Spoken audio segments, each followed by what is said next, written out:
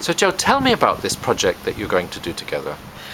Well, it was called Interface, which is a very unappealing name. It's now called Exploratory Laboratory, and it's a 2.5-year project which will culminate in 2012.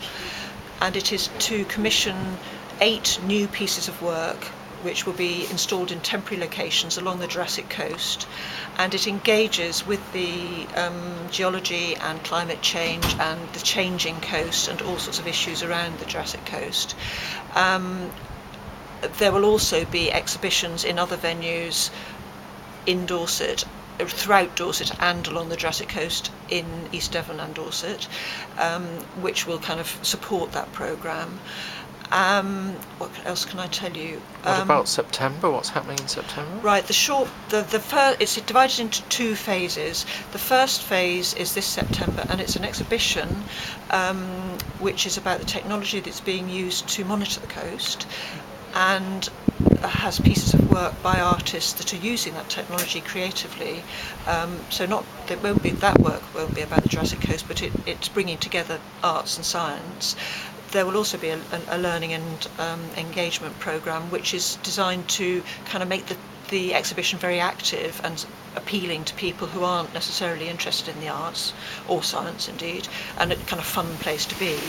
And there will also be a symposium which will be more serious, bringing together artists and scientists to begin the conversation which will then lead to these commissions and residencies.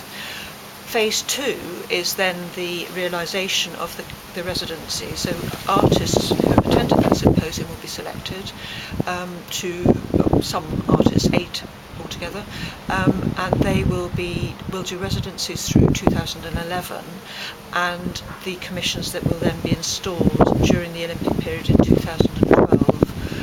Some of which will be in locations sort of outdoors or non-arts buildings, and some of which will be wall hanging exhibitions of paintings and so on, so that we can represent a range of visual arts practice.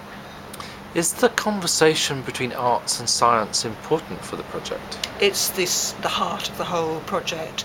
It's the moment at which artists and scientists can exchange their expertise in a 2-way process. So it isn't just artists asking for scientists' knowledge. We hope that actually artists will be able to feed into the way scientists work and kind of illuminate the way they think about the coast, in the same way that we expect that scientists will be able to feed into artists' work. So, I mean, that's really the kind of engine for the whole thing, and really exciting. And we think it will be a completely new way of working, and a new way of thinking about the Jurassic coast.